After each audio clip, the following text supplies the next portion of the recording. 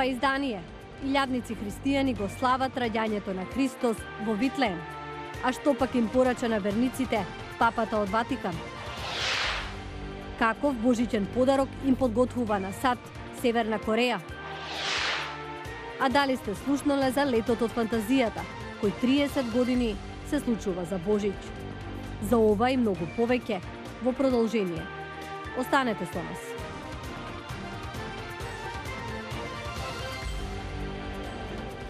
Поздрав од Вашингтон, јас сум Милена Ѓоргиевска, а Њуз Флешот го почнуваме со честитка за Божич за сите граѓани кои денес го слават овој празник.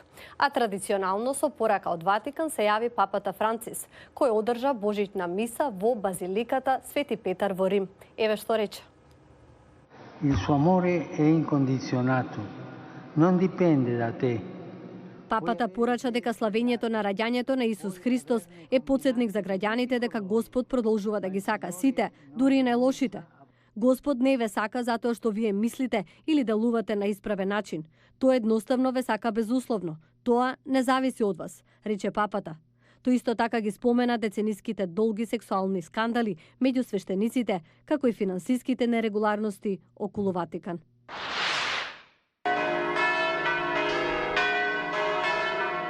А илјадници христијани се собраа во Витлеем да го прослават Божич во родното место на Исус.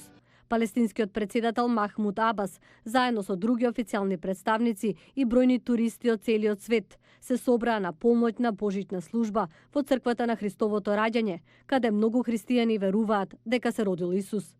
Архиепископот ги поздрави сите кои го следат примерот на Христос во време на насилство и длабоки поделби во заедницата. 2019-та помина без напредок во преговорите САД Северна Кореја. Крајот на годината дојде дури и со закани од северно-корејското лидерство. Бил Гало јавува од Сеул.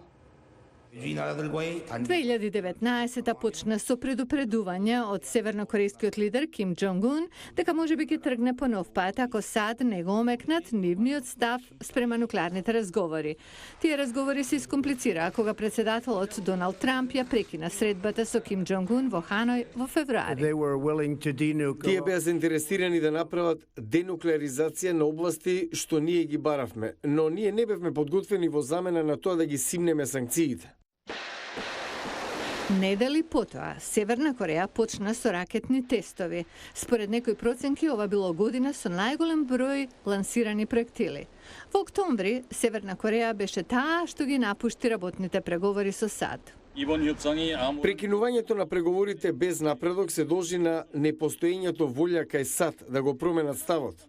Сега, Северна Кореја најавува тестирање на проектили со долг дострел. САД ги игнорираат ваквите закани.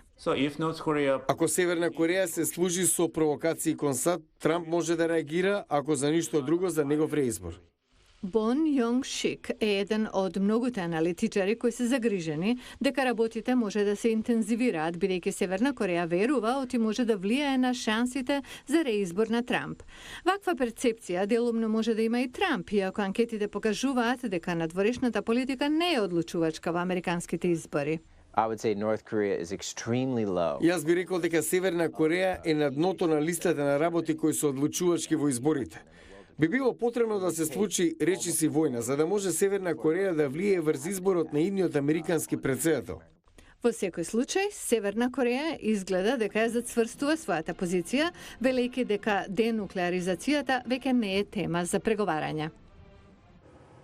Авионската компанија United Airlines веќе 30 години им приредува божично изненадување на деца болни од рак. Ана Нелсон ја подготви приказната. Ова не е обична аеродромска порта за полетување. Се е специјално украсено и подготвено за специјални патници. Ова е летот од фантазијата, што авиокомпанијата United Airlines го организира последниве 30 години. Повеќе од 100 болни деца и нивните семејства заменуваат на петување до одредена американска дестинација, направена да изгледа како Северниот пол.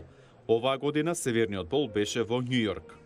Летот е специјален дури и за екипажот. Минатата година бев на Северниот пол. Беше навистина прекрасно и се што сакав беше мојот шеф повторно да ме назначи за овој лет. Патниците се момчиња и девојчиња, кои иако млади поминале многу низ животот. Хемотерапија и болници, лекови и операции. Идејата е барем еден ден тие да не мислат на тоа. Тринити има само 4 години. Имала десетина операции на срце, никогаш не се возела со авион и за неа Дедо Мраз не е како за другите деца. Како изгледа Дедо Мраз?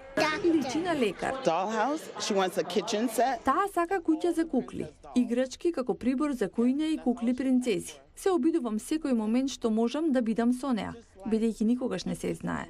Летот од фантазијата е шанса за децата и нивните родители, барем за кратко да избегаат од реалноста, но за некои тоа се факти за кои зборуваат како за нормална работа. Тоа е форма на рак, која нема многу симптоми, само едноставна инфекција на синусите, поради која се обративме во болница, бидејќи не поминуваше. Тогаш дознавме што е и низ тоа минувавме заедно како семејство. Овој млад патник единствено сонува ракот да исчезне и никогаш да не се врати. Еден час авионот кружеше над божикно украсениот Њујорк пред да слета. Децата слушаа песни и приказни за Дедо Мраз и за чудата што ги чекаат на северниот пол. Ништо на влезот не личи на Њујорк. Диспечерите и вработените се облечени како снешковци и ликови од божикните приказни и цртани филмови. Сите очекувања се надминати. Раководителот на одделот за багаж оваа година ја има честа да биде Дедо Мраз, потпишувајќи го секој подарок со името на детето за кое е наменет. Лани едно болно дете удва и се движеше, но кога го види Дедо Мраз, речи си потрча. Никогаш нема да го заборавам тоа. Иако некои од овие патници се премногу млади за да го запаметат овој лет, фотографиите ќе останат како сведоци дека чуда се случуваат. И бездомниците во Лос Анџелес добија божично изненадување. Овој пат од телевизиски звезди и локални официјални лица. Мајко Саливан за ова. Околу 59.000 бездомници има во потесното градско подрачје на Лос Анџелес. Мнозинството спијат во шатори импровизирани за солништа. Холивудски звезди на студеното време служат оброк за бездомниците. Поранешен бездомник нашол дом во мисијата Лос Анџелес, религиозна добротворна организација, која нуди обуки за работа и советување и е домаќин на годинишната забава. Тешко е кога спиете на улица, во шатор, да не знаете каде да одите во тоалет. Божикните прослави се традиција во Скид Роу, каде што живеат и многумина со ниски примања. Најтешко им е на оние на улица. Има помош, но не е доволна. Ке мора да почнат да им обезбедуваат покрив на глава на стотици, илјадници. А бездомништвото во Лос Анџелес расте. Само годинава порастот е 12%. Постои напор за тоа да се промени, но нема доволно прифатилишта и сместување за луѓето со ниски примања. Неколку часовен одмор во пријатна атмосфера и добре дојден за многумина, кои на улица повторно ги очекува сурова реалност.